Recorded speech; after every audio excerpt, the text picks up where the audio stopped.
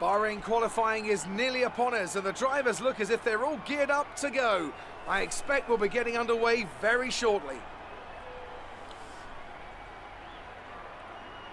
Now then, Anthony Davidson, you're not getting any younger, but you have been involved in your fair share of qualifying sessions in an illustrious 30-year career. How do you deal with the pressure when you have that one chance to deliver a perfect lap?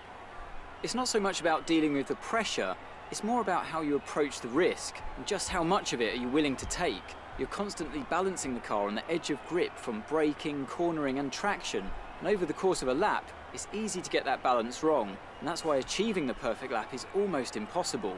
As you say, I've been doing this 30 years now and it never gets any easier.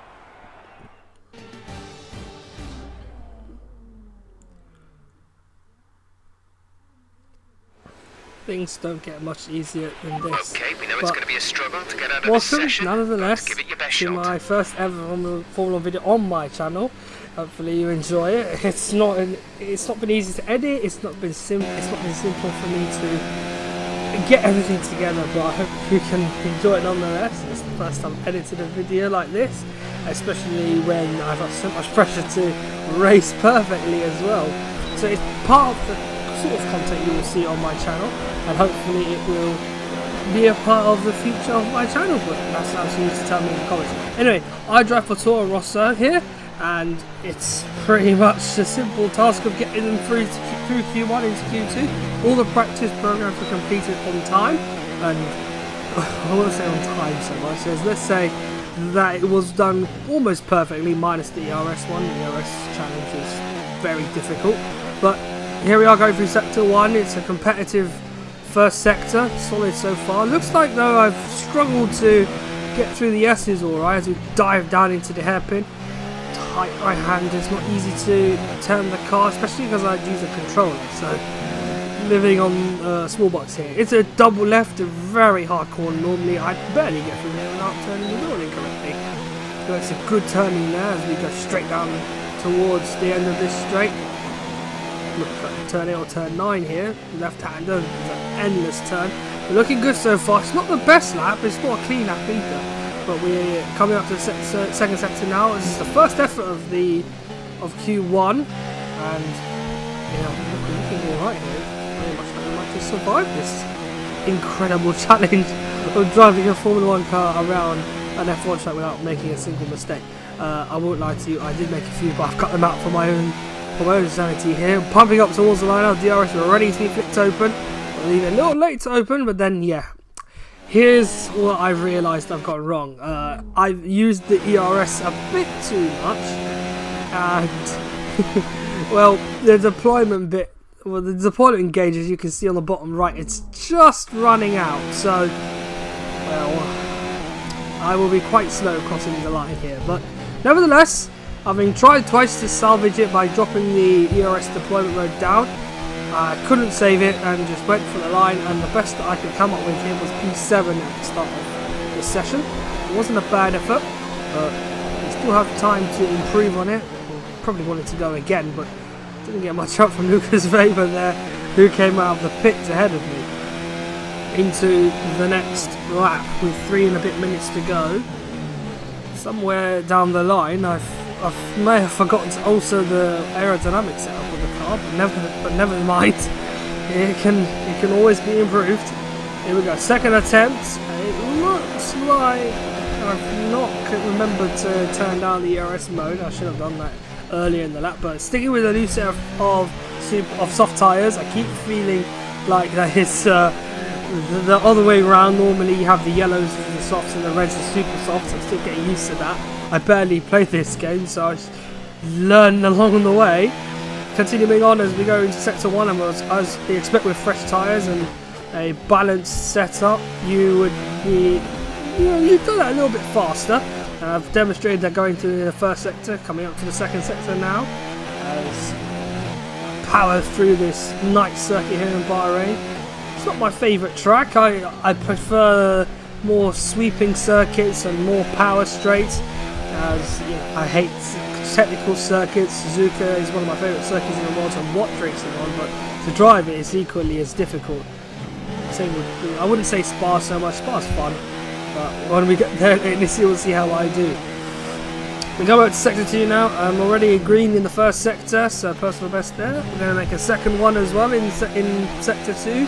We're looking good here to survive in Q1 as we aim to reach Q2.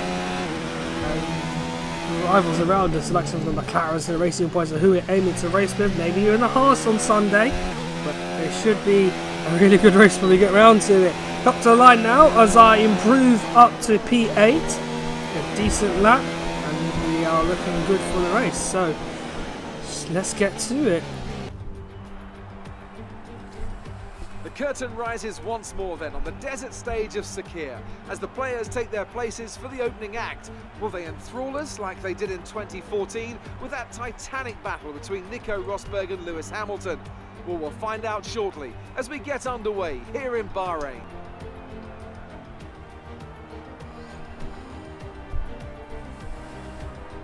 Anthony Davidson, a very warm welcome to you as you join me in the commentary box for today's event. Let's talk about Ahmed. As with all the drivers at this level, they have a lot of ambition, but Formula One's a daunting step up from any other series, so expectations are high right from the start. That's right, it is a difficult environment to come into.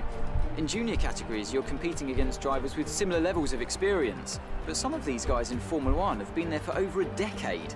But I have to say, in this case, it's so far so good.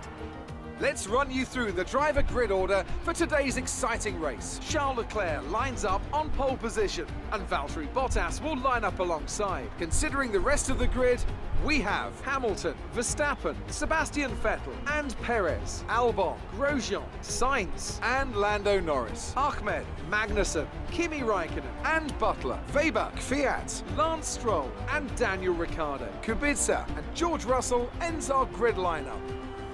And with lights out just moments away, it's time to go down to the track. So, we're on the grid. I can't say much more here than hope for a good race and as few mistakes as possible. Anyway, here come the lights now as they beam up to 5. I set the revs up to maintain them as optimal as I can. We get away from the line. It's an alright start. My second phase isn't very good. So I'm swamped on either side by Magnussen and one of the Alfa Romeos as I dig down the inside. I'll click my front wing on Sergio Perez. Perez is still up my inside and he's nudged me into the second corner. Oh, damn it. God, I hate that happens. And Jeff explains to me that my front wing's gone wrong as Perez tries to come back up my inside. He really wants my position. I'm not going to let him have it as I charge it around the outside. It's a good run on towards the S's now as Perez is still alongside me. But this time I hold my ground and keep P7. It's a very good start. But Sergio Perez did not make it easy for me. And he pushed me around the second corner. Almost sent me into a spin, so I'm pretty much grateful that my car's handling skills there saved me. Chasing Albon here, but we're not really quick enough to chase the Red Bull.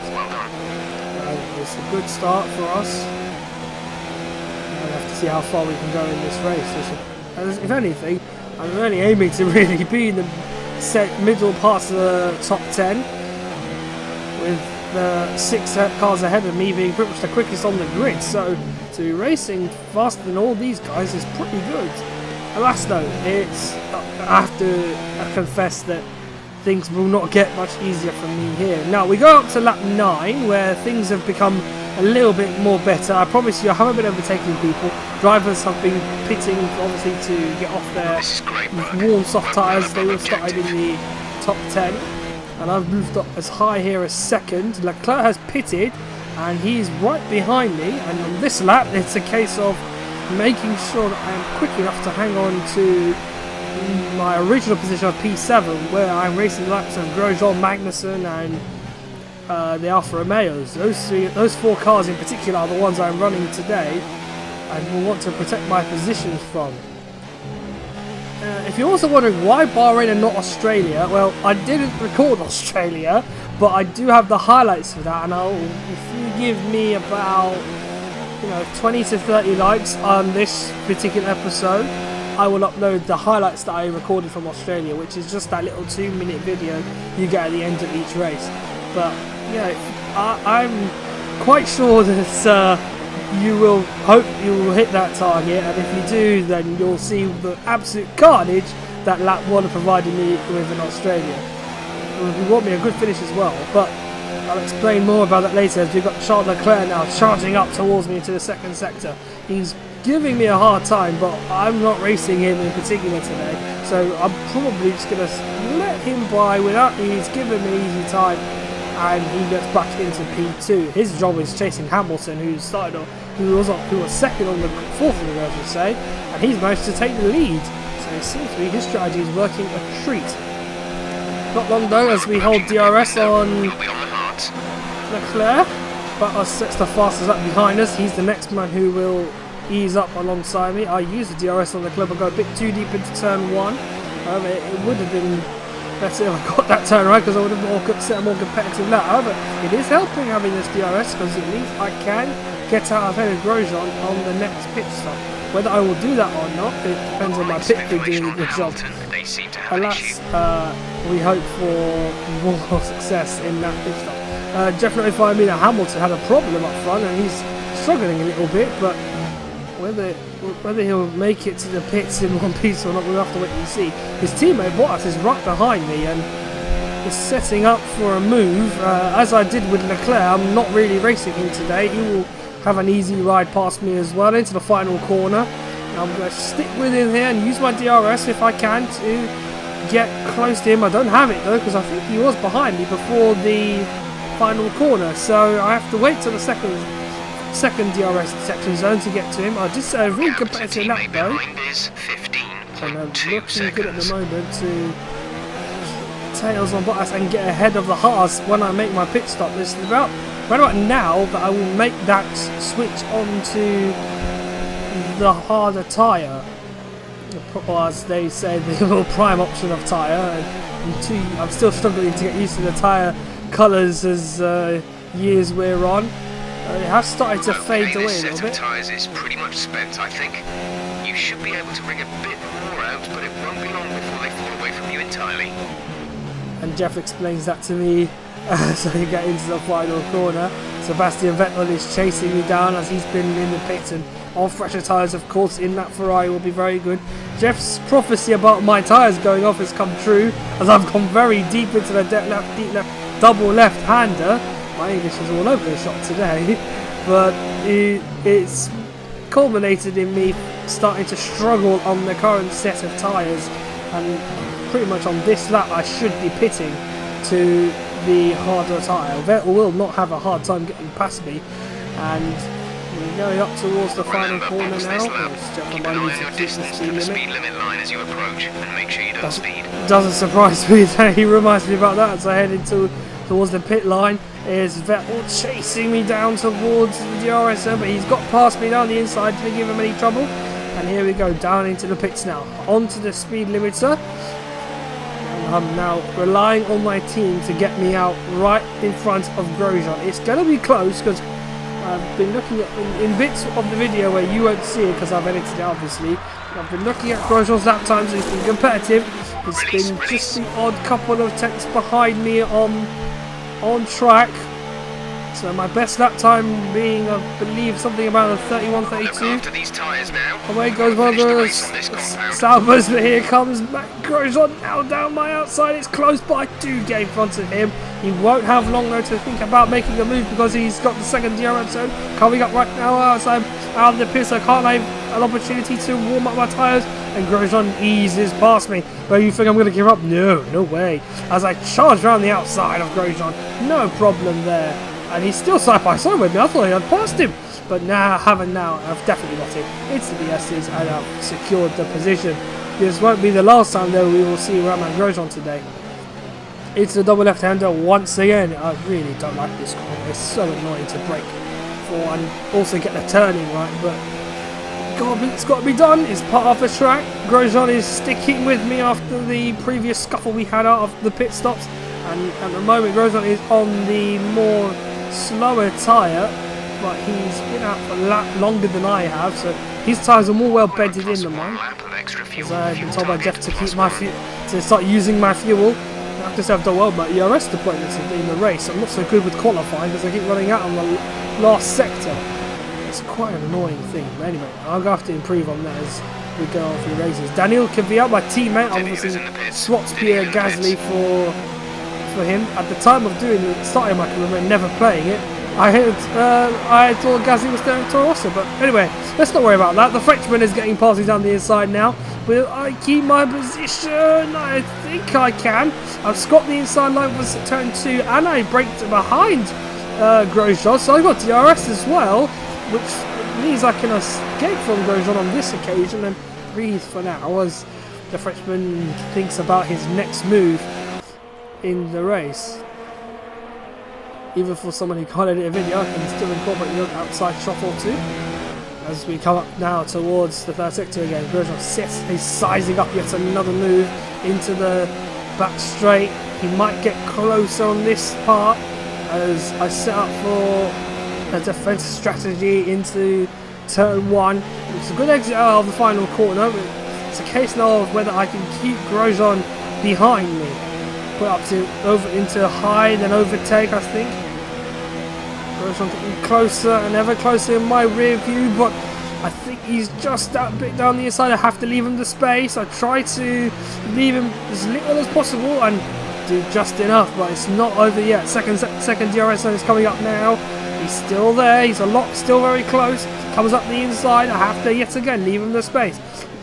Taking a wide line and then shut the door on him at the last possible second. So I was a bit more bullish there than I was at turn 1. So well behaved, I have to say, on my part.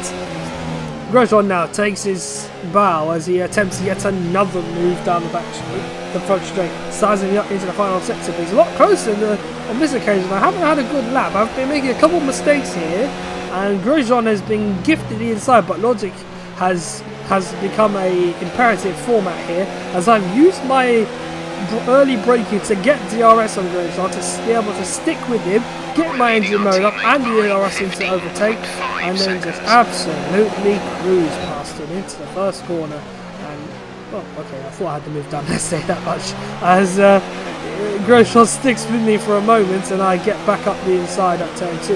He gets DRS there for the second DRS sector again. This time I take a more central position on the track, nowhere for him to go, and I can retain the position into the S's. So another good bit of defensive driving. Not with the last time though that I'll be doing that. And also a very good first sector as well, with the help of the DRS down the back straight. Keep pushing. The gap between mediums. Car ahead. Now running medium tyres. Into the sequence of the race now where Grosjean sticks with me again. The car behind him, which I think was one of the McLaren's pits. Here comes Grosjean again, simply getting past me, but I'm going to come back down his inside, tight towards towards the apex. I got Grosjean right where I want him because I didn't take the pass on the outside of turn 2, and now I'm coming up towards the end of the turn 3 and 4 with DRS in my advantage. Around the outside, can I squeeze him? Yes, I can. You bet I can. Of course, I'm going to do that all day on. Defensive driving is my strength, and I use that to my full advantage. As simple as that, really. So, I don't do hyperdrive in these videos, and it's a bit of a strain on my computer, so it's just lap after lap now of me setting reasonably consistent lap times. Ones that are, well, they're not the fastest in the world, but they do at least keep me within touching distance of the cars behind me, because Verstappen is way too fast, and he will definitely be keeping his position today. Situation. We're good for the time being, but you are going to start to notice the wear, so make sure it doesn't catch you out. The gap to the car ahead is 18.3 seconds. That is the least of my worries right now. Magnussen has gotten past Kimi Räikkönen earlier on in the race. He's been very quick since, and is now trying to get up my inside at turn 1. It seems that the Haas's have pinned me as their prime target today. Magnussen gets back up my inside. I'm just going to squeeze around the outside, but Magnussen is easing past me, and, well, you think he's got the position, and I've given up on this, but no, we're going to lick a start, send it, full down the inside, chip my front wing, and get my position back. Bit dangerous, bit reckless, but I don't give a damn. Unfortunately, my foolish mind forgot to record the final part of the race. So you're stealing from the highlights. The last bit of what was a very interesting race. My tyres started to fall off after I hit Magnussen in this footage. You can see that cars were starting to catch up with us. The two Sauber Alfa Romeos are right there as well. Lucas Weber got up my inside. I wasn't allowing it, trying to stick with him as we get into the final laps of the race. He was still there as we got towards the end. Weber was still in front of me as well, as we was a good 3 wide into turn 1. I tapped Weber on the outside of turn 1, have the inside of turn 2, and it's a good lap. But on the final lap, Weber got past me. I thought it was done. Set one up the inside one more time, reclaimed P6, and a very, very good points finish. A bit aggressive, but it doesn't really matter, does it? Alas, a very good performance by me. So, that's it from me here on this career mode episode. I hope you've enjoyed it. If you have, like button is there, hit it, subscribe if you want more, and I'll leave my socials in the description. Until the next one, take it easy everyone, goodbye.